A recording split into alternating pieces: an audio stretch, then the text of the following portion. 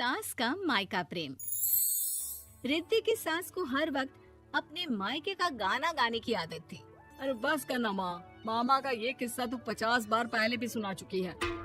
अरे हाँ, तो क्यों ना बताऊं। तेरे चाचा तो उस वक्त हाथ झाड़ कर खड़े हो गए थे।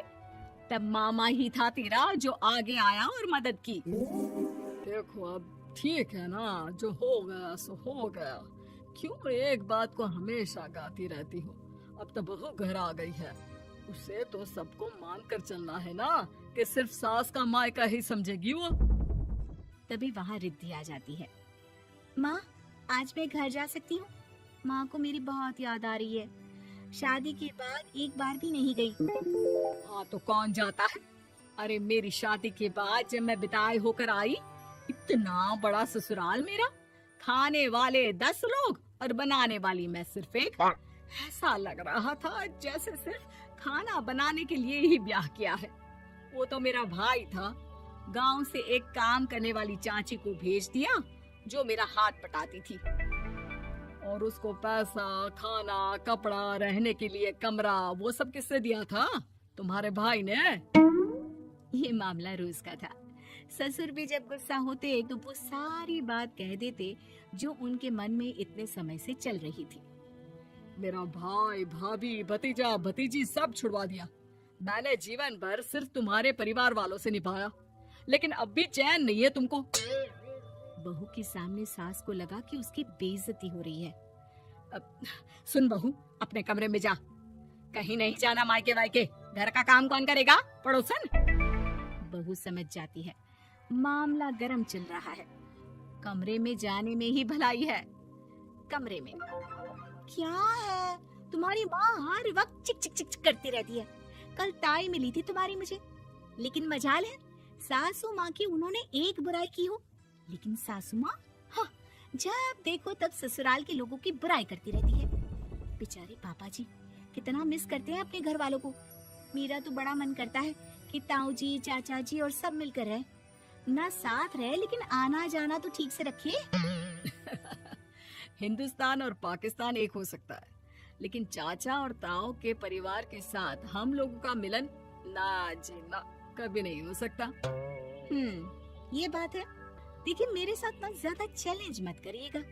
ऐसा कोई काम नहीं है जो मैं नहीं कर सकती। ससुर जी जो कि बहू की बात सुन रहे थे सामने आ जाते हैं। अरे बेटा, तू ये कर सकती है तो प्लीज मेरा परिवार किसी तरह मुझसे मिलवा दे। सारी जवानी तो मैंने किसी तरह काट ली, लेकिन जीवन के इस पड़ाव पर बहुत याद आती है मेरे परिवार की। हाँ हाँ पिताजी, आप चिंता मत करिए, बस मेरा साथ देते रहिए आप दोनों।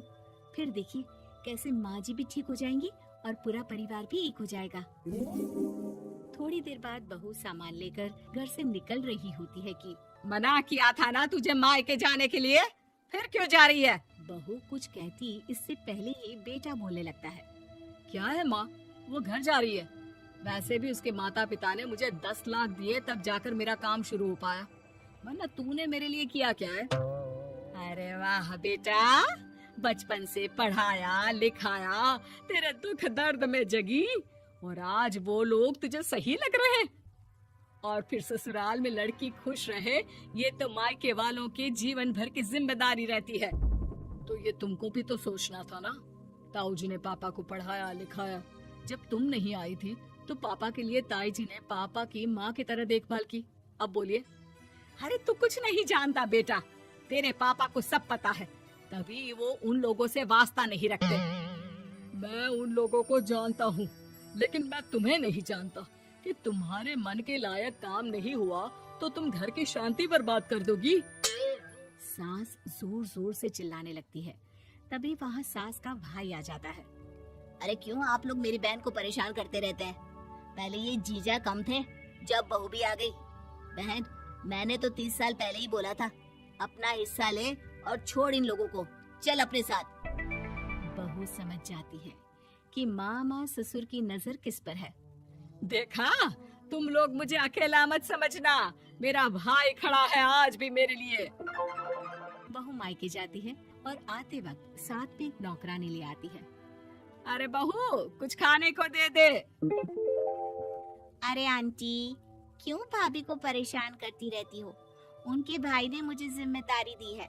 किसी भी चीज की परेशानी नहीं होनी चाहिए भाभी को। जो चाहिए मुझे बोलने का। आय हाय, बहू के मायके वालों का इतना दखल। ये मेरा घर है, कोई कल का आए इसे पूरा कैप्चर कर ले, ये बर्दाश्त नहीं होगा मुझसे। क्या हो गया सासू माँ? क्यों सुबह सुबह चिल्ला रही हैं? चमेली, ओ चमेली, क्या कहा था मेरे भाई ने तुझे? अरे दीदी बहुत तेज है आपकी सासू माँ। मैंने तो बोला कुछ चाहिए तो मांग लो मुझसे। अरे निकल यहाँ से, घर को रेलवे स्टेशन बना रखा है, जो देखो वो घुमा जा रहा है यहाँ से वहाँ। ये कहीं नहीं जाएगी। ये जाएगी तो घर का काम कौन करेगा? मैं। हाँ, और क्या करती है बहुएं? घर का काम ही तो करती है, इसमें नया क्या है? तभी वहाँ ससुर जी आ जाते हैं। हाँ, तो यही बात तो तुम्हें भी समझनी चाहिए थी ना। आज बहू के मायके से नौकर आ गया तो तुम्हें बुरा लग रहा है? अरे तो उस वक्त गर्मा गर्म खाना तो सबने खाया ना। ऐसा तो नहीं है कि मेरे मायके का नौकर था तो सिर्फ मेरे लिए बनाता था। अरे निकालो इसे, फिलहाल बाद में बात करती हूँ। सास का गुस्सा जोर से नौकरानी पर फूटता है। तभी वहाँ बेटा सामान के साथ आकर खड़ा हो जाता है। चलो रिद्धि, तुम ठीक बोलती हो। मेरी माँ को तो हम लोगों की कोई फिक्र है ही नहीं, ये तो सारा दिन सिर्फ अपने बारे में सोचती है। और देखिए, मैं अब से कह रही हूँ कि अब से इस घर की तरफ आपको देखना भी नहीं है। नहीं आना आज के बाद इन लोगों से मिलने। हाँ, बस कभी कभी दिन में 2 बार मिलने आ जाओ। नहीं, बिल्कुल नहीं। ससुर झूठा नाटक करते हुए। मेरी बीवी ने मुझे मेरे ही परिवार से दूर कर दिया, आज बहू मेरा इकलौता बेटा दूर कर रही है। हाय, कैसे जीऊंगा मैं? वाह, वो भाई जो आपको बेटे की तरह मानता था, उन्हें छोड़ने में तो दुख नहीं हुआ। आज खुद का बेटा छोड़कर जा रहा है तो कैसे जीऊंगा? बड़े आए। अब सास समझ चुकी थी कि उससे गलती क्या हुई है।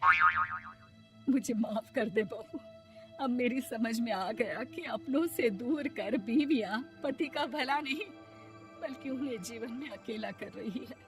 मुझे माफ कर दे, मैं अब सबसे माफी मांग लूंगी।